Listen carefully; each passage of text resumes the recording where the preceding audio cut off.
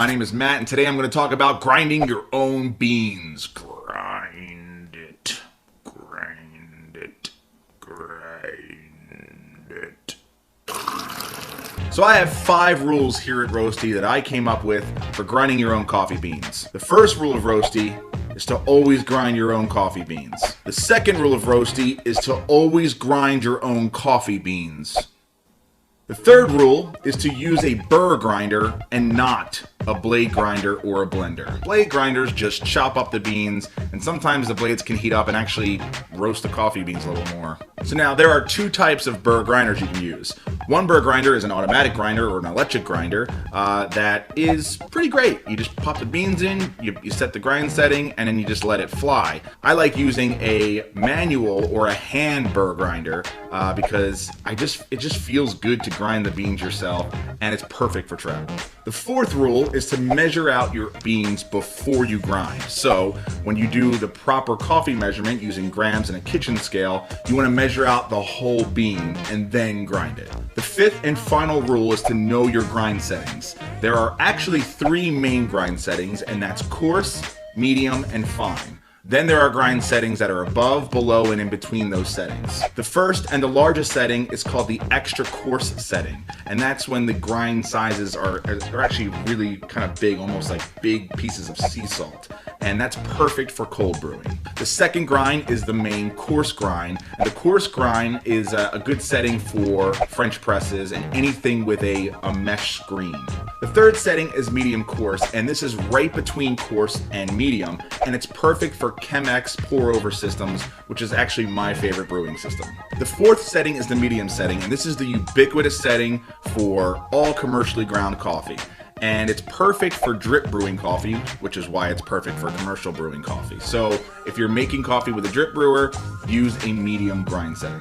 The fifth setting is a medium fine. This is between medium and fine setting, and this is perfect for pour over coffee. The sixth setting is the fine setting, and this is the final setting of the 3 main settings. I'm using the word settings so many times. And then finally, the 7th setting is the extra fine setting. Remember, these are just guidelines for settings. You can actually experiment with any setting and any brewing method. So if you really like a fine grind with a French press, you can totally do that. And if you like to try a coarse grind with an AeroPress, you can do that too. Experiment, find what you like, and then stick to it. Mark, it's a question we get all the time. Something like, I've got a Barazza Virtuoso grinder. What setting should I use for press, drip, and espresso? Right, wouldn't it be really easy and nice if we could just say use a 3 for espresso, 20 for drip, and 30 for press? Hey coffee lovers, today we'll help you zero in on the proper grind size depending on your brewing method and learn how grind affects flavor. So even though most burr grinders have some reference numbers for grind size, the problem is they don't transfer between grinders. So you can't just say if you have grinder X, you should set it to so-and-so for making drip coffee.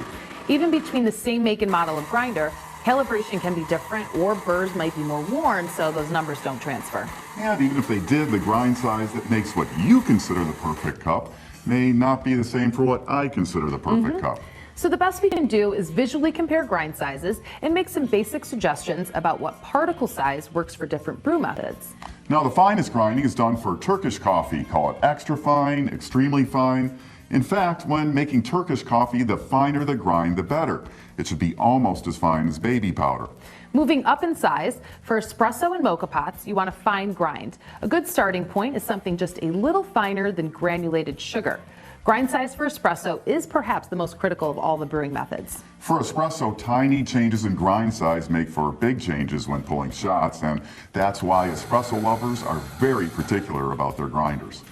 Moving up in size, we're into the medium grinds. This is the range for drip coffee and brewing methods like pour over, siphon, and vacuum brewing. Now, a couple tips for medium grinds. First, for methods using a filter like drip and pour over, use a finer sort of a medium grind for cone-shaped filters and a coarser medium grind for flat bottom filters.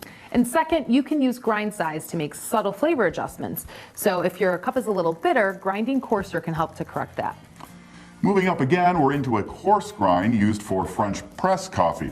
What you're looking for is something close to, or maybe a little smaller than, a coarse salt for particle size. Our last grind size is extra coarse.